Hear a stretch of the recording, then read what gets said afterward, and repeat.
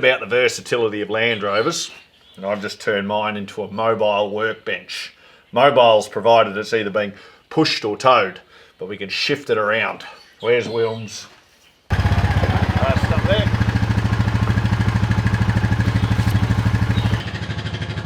Oh. All right, slowly, slowly.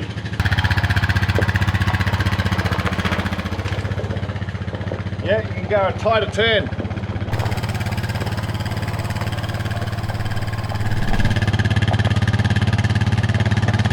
Yeah, doing good. And stop there. Alright, neutral. Alright, out, let us roll. This rolls good. Yeah. As far as you can.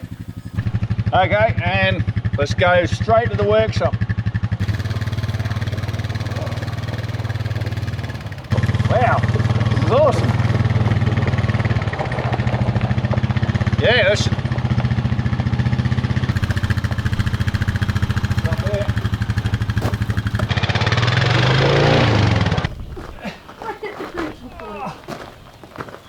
These wheels.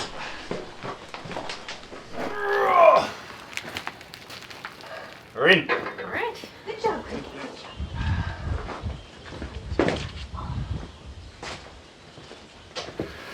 So lift with your back or lift with your legs? Can't remember.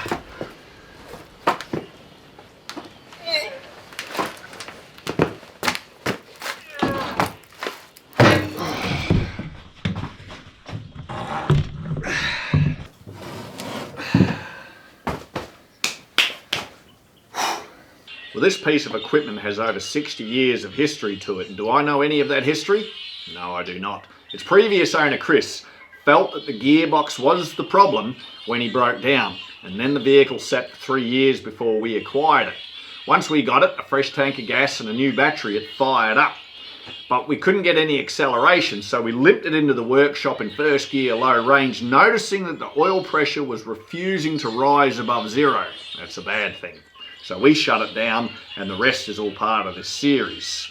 So, as far as the gearbox goes, we're going to give it a brief overlook to see if there's anything externally wrong with our patient, problems we may expect further afield, and then we'll begin surgery. So first up we have what I feel is excessive slop in the primary pinion. Now if we go around the back, down here on the rear output shaft, there's quite a lot of slop as well. I don't like that. Alright, lastly, we have our four-wheel drive selector lever. Alright, this guy here is a new one. That guy there is the original. And you can see they're quite a different shape. This one here seems to have had quite a bit of force put upon it to give it that much more Z-shaped pattern. And that would indicate to me difficulty in getting it into four-wheel drive. And that may be because the shafts inside the front output housing are all seized up. Now, another indicator that that could be the case is this dust cover at the front. These are normally prone to rust, but this one's in actually quite good condition. But look at these holes. 2 of them look like they've been drilled on purpose, and I wouldn't mind betting it's where someone's made a little hole to be able to stick WD-40 in there to try and free things up. To simplify things and to make it more manageable, I want to separate the gearbox from the transfer case. But before we do that, while it's all heavy and stable, a couple of things I want to do in preparation. And the first is to loosen these nuts on this back plate. Now moving to the front, we want to get the bell housing loosened off and make it a little more easier to take off when the time comes. And to do that, we're going to start off with the clutch fork housing. Well, we've got 7 bolts, nuts, studs, all holding this on. We'll loosen them. And we've got our 12mm down the bottom. I suspect these are all Whitworth because none of my sockets or wrenches fit them. So we just got to do what we can do. Okay, sitting on the side, we have a little adapter, and it's pretty much jammed on there quite well, and it has a pin, and hopefully your pin comes out in one piece. Mine came out in 3.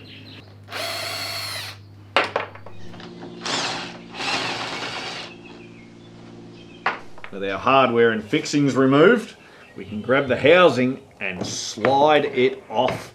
So easy. Huh? Viewers will be smelling skullduggery at this point, because in the real world, this is stuck on with a gasket and 60 years of dedication. In the real world, you're going to take quite a lot of persuasion to convince this thing to come off. I might have been into it before. Wow, what do we have? Oh, good grief.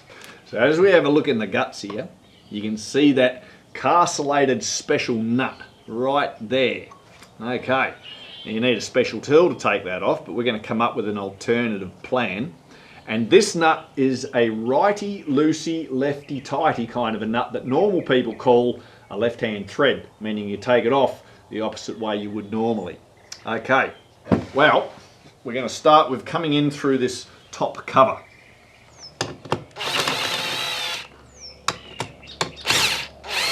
There we go, that cap comes off, comes with a gasket, and now we have some good access down to that.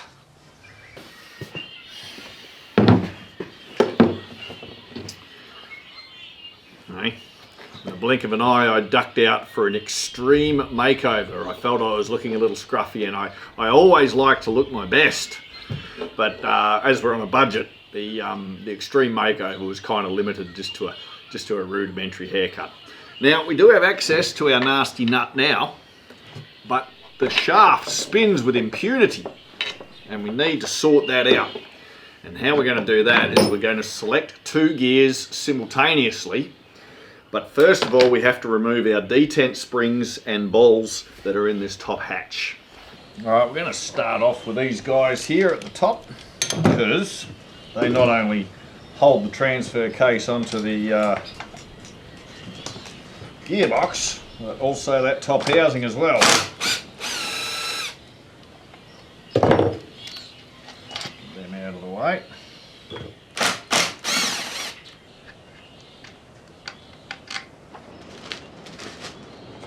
Dipstick, get out of there. Take off our little spring-loaded thing, cover plate and gasket. Now this guy here is on pretty tight, but he will come off, and once again, don't have any wrenches that fit. And this is the spring and detent ball for a first and second gear, hiding in there. There's our spring, and our magnet retrieves the ball. Good stuff. Now we've got our little side plates there, and they hold in springs that have little detent balls on them. So we'll loosen those off.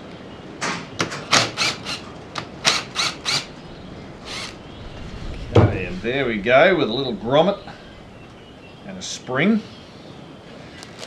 Those plates. And we get our little magnet. Pop in the bowl. Same for the other side. And the ball. Those ones could probably stay in there actually as you take the cover off. These guys, we've got these 4.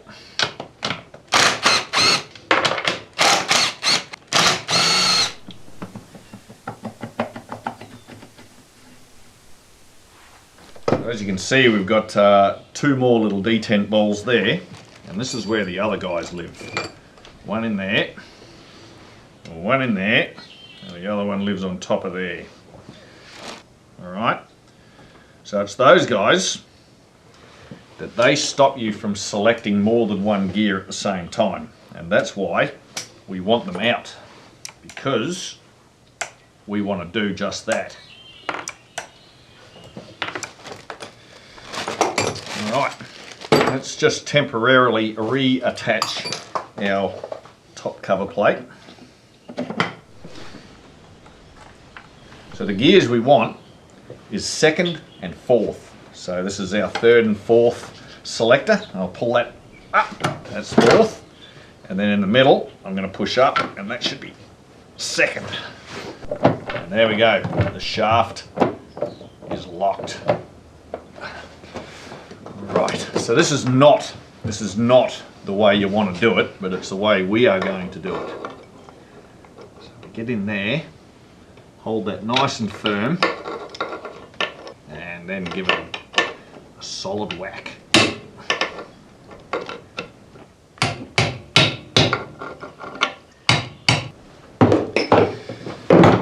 So I see a castellated nut down there on the lay shaft as well, so I'm kind of thinking this might be a good opportunity to loosen that up as well.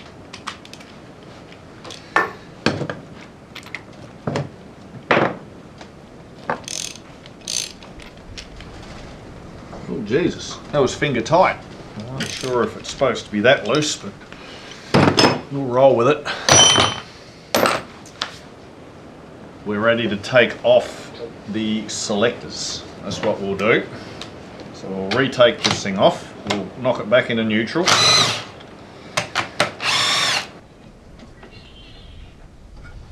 So as far as our selector shafts go, the way I like to do it is I like to work from the right hand side, which is reverse, to the middle, which is first and second, to the far left, which is third and fourth. Alright, and then I put them back on the opposite way, starting from the left, moving to the right. Now to start with the reverse, we're going to put our gear into first, and that throws that selector fork for first and second right back and out of the way. Then we can gently lift a little, pivot a bit, and we're trying to get a bit of a turn on a 45-degree angle and out. Alright, see a little bit of wear on that shaft, but we'll worry about that later. Then first, you need to rise, turn a little that way, and then it should come out, just like that. And then the other one, we can pull that back a little, and lift, and turn, and out. That wasn't too hard.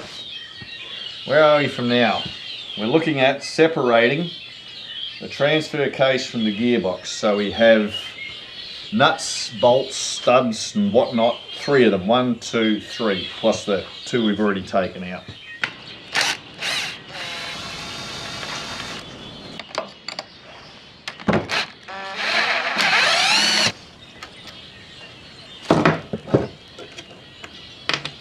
We've got the external ones done, but now there are 3 nuts inside. So we're going to have to turn this old girl over. Alright. Let's try not to drop it on the ground.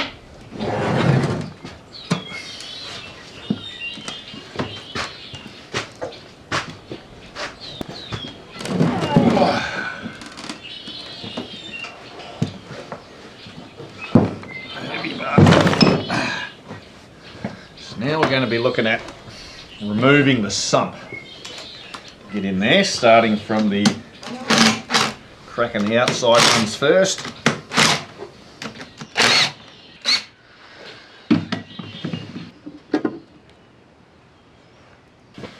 Well, here we go. As we gaze in here, we can see a whole cluster of gears. Now, the guys that are obscuring the nuts that we want to get at are the middle ones, the intermediate gear.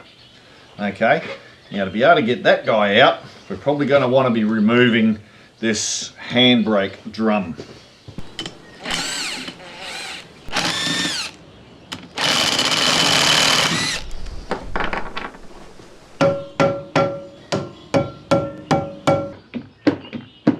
I think what I'll do is just take off that rear output flange.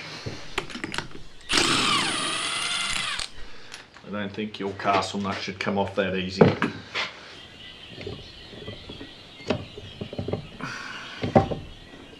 Oh. Right, so if we have a look at there, where the oil seal rides, it's a little rough, which I'm kind of guessing means that this is out of service. I'm also kind of thinking that the front one might be in as bad a condition. And these can be summed up in pretty much one word: expensive. And I might have to put on some lipstick and head down to the docks.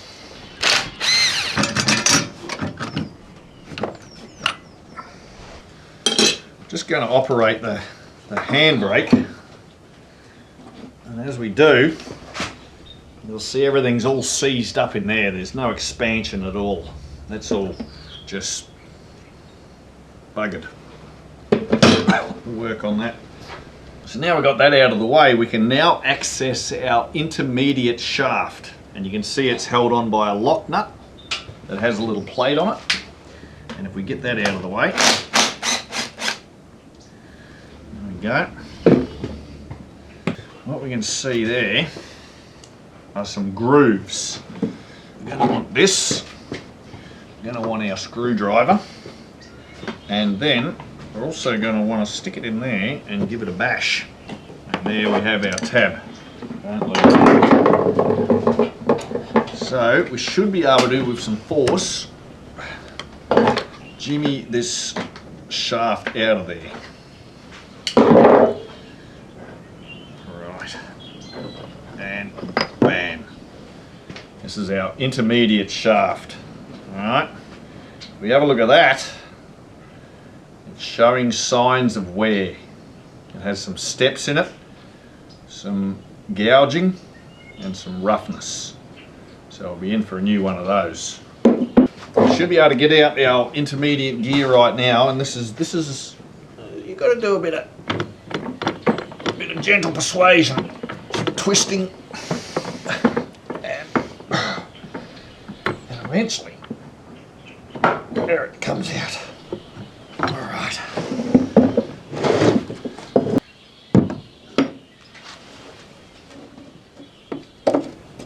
Roller bearings. They look a little crusty. Actually, they're rolling alright. A little bit of corrosion on them. So they live inside the intermediate gear. Now also take notice thrust washers. Okay, there we go. There's even the possibility there could be a shim in there as well, but it looks like on this one, no. We have access to our 3 nuts.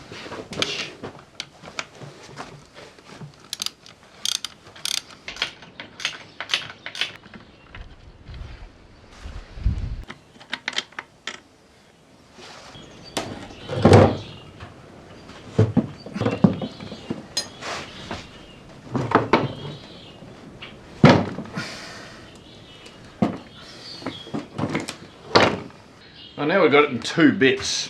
You can see the end of the gearbox, that corroded little bit here. At the very end, that's got to slot into this bearing right at the back there.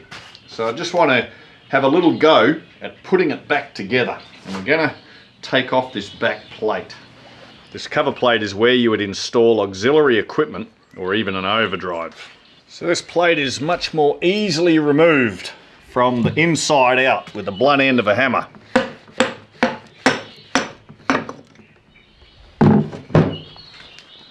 Okay, so having this cap off is quite the bonus, because we need to replace that crusty old bearing, we need to replace the gasket, but when it comes time to reassemble the transfer case with the gearbox, we can look straight through that big gaping hole to be able to line the 2 up. And then we don't have to bullseye the main shaft into that little hole either, because it won't be in there. Once they are together, everything will be lined up and we can pop the cap back in. It'll be magical. We're going to do an experiment right now just to see if that's the way it's going to work. All right, so let's get this into a experiment position. Okay, that looks good. And this should allow us good access to be able to see what's going on. All right, let's try not to pinch our fingers.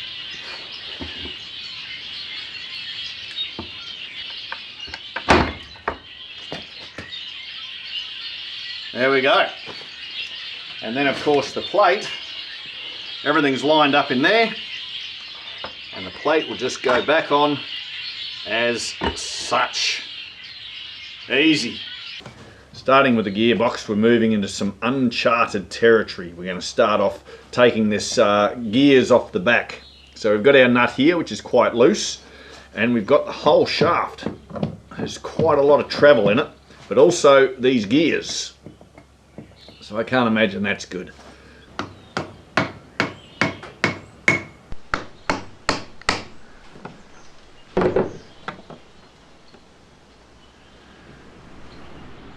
Alright, that's a lefty loosey, unlike the front one.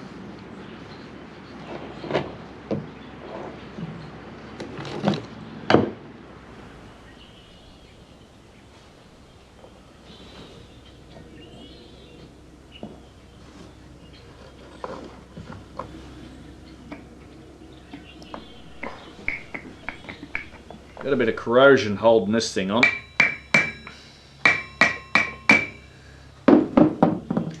I think with a little love we'll get it.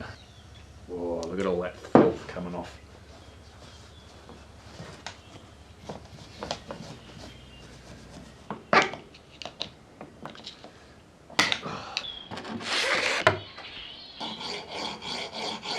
Don't panic, this is just for the corrosion.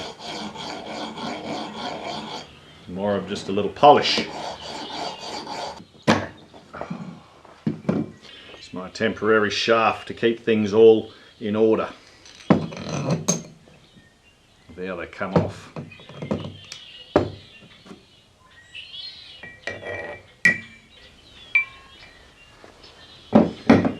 Oof. Feast your eyes on the size of this circlip. It is enormous. I think we're going to try and get it off.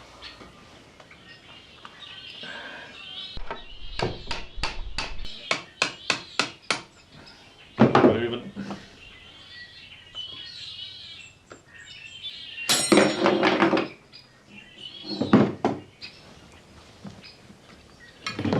Oh, this thing's nearly as big as my face. Alright, let's spin this thing around and start at the front.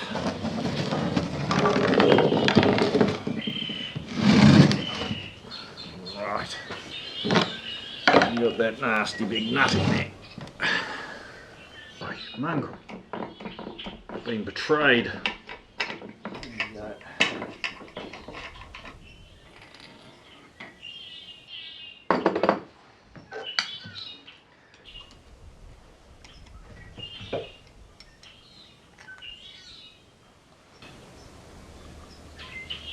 For the lay shaft.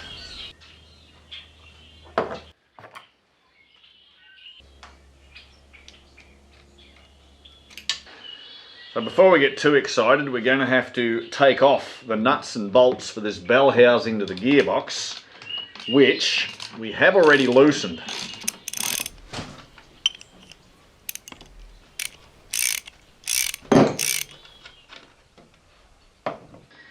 Now these nuts and bolts, you don't want to lose them because they're specially machined for the job. They're not something that you're just going to go down to the hardware store and replace. So keep an eye on them.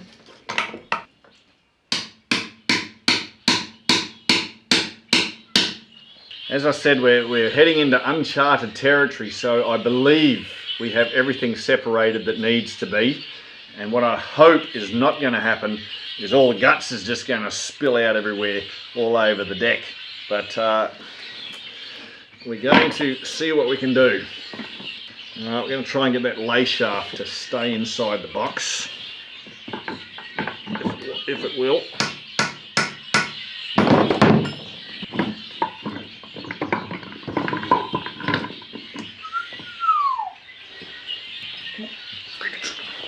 Check out the gearbox, hey? Look at that. Look at that. Oh, we got things trying to fall out.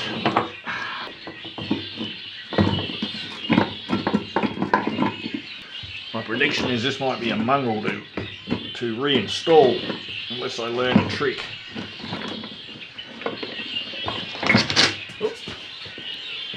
Alright, we just got the lay shaft. Oh, it's kind of wanting to leave. There we go. Bell housing off. Alright, we've got stuff that has to be kept in order. Alright, let's see, our lay shaft is out. And our main shaft is out. And it looks like besides the reverse gear, we've done it.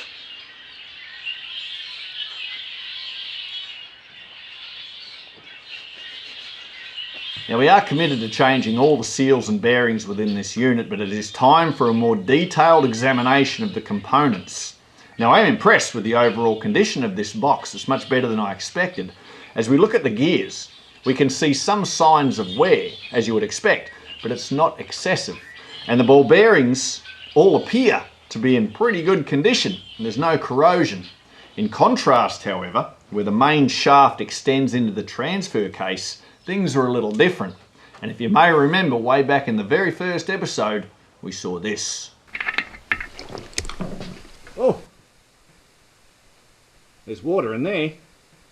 But even worse is the end point of the main shaft, because that fits into the rear main housing, and in there is a crusty little roller bearing that rolls around on the back. And with all the corrosion and nastiness there, I do not feel that this can be restored to its former glory. I think keeping this rather expensive unit in the box is not just asking for trouble, but begging for it. Now we're going to examine the case. If we have a look at the back, where the oil seal goes into the transfer case, we can see some corrosion, but that oil seal has protected the bearing inside. It looks very nice in there. And we can also see the reverse gears. Now, if we wanted to remove them, we'd have to heat up the casing and then get a punch and then drive it from the inside out. However, these gears not only look in good condition, they spin smoothly, and they also slide backwards and forwards on this shaft very good. And although there is some end float, it doesn't feel excessive, and I'm kind of guessing it needs to be there, because the bush that's installed inside the gears has grooves on it for the oil to get in. Now, if it was too tight, I think it would end up seizing on the shaft, and that wouldn't be good. So I'm happy with that, and I don't think I'm going to remove those gears. I'm going to leave them in there. All right, let us begin with the lay shaft. All right, at the back of it, we have a bearing that looks in very good condition, and that lives in that race down the back of the gearbox housing. We're going to get that out later. This is first gear right here. That looks in good condition. It's pressed on. I'm just going to leave it there. I'm not even going to remove it. Looks good. This guy here, we have a little distance piece with a washer on it. And then we have fourth gear. That connects to the constant gear on the back of the primary pinion next to the bell housing. Stick that there. We have a sleeve.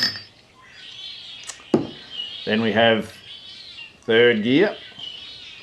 And then we have second gear, which is held on by these. Easy to get off, fun to get back on.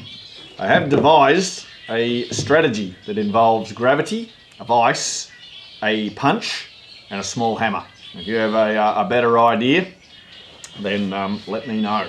Now we shall examine the main shaft. All right, this is first gear, this is second gear, third gear, and fourth gear is on the back of the bell housing. First gear just slides off like such, and that all looks in pretty good nick. Yep, there's some money saved.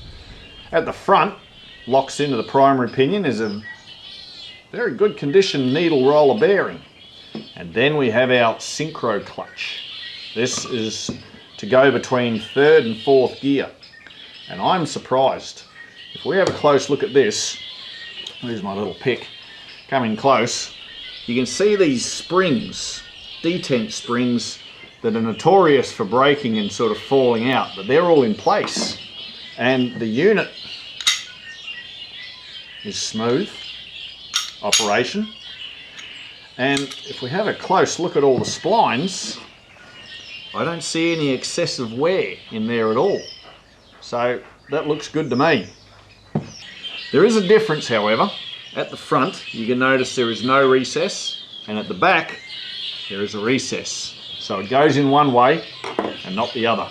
Better make sure that we get that right before we reassemble. Now for the rest of the gears, we can't get them off until we deal with the snap ring. And the snap ring is hidden down in this recessed area right there, and it's tough to get out and it's tough to get to. So I think we're going to need the vise. Third gear. There's a lot of slop. There's a lot of slop in there. See that? My soft-jawed vise is a rag wrapped around the shaft. You never know what's going to happen. So I have some tools for the trade here. I have a few picks and a specially modified screwdriver ground down to be able to fit into there. I've got some wire and we'll get that in there and that'll hold it out of its housing. Get one on that side.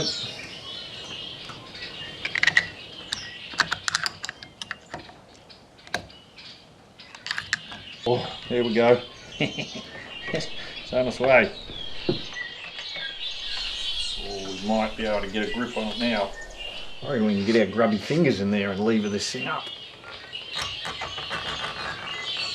Oh, snap ring. Oh, so there we go. Right, with our snap ring removed, we can now take off the last gears, and these live on a bronze bush, which is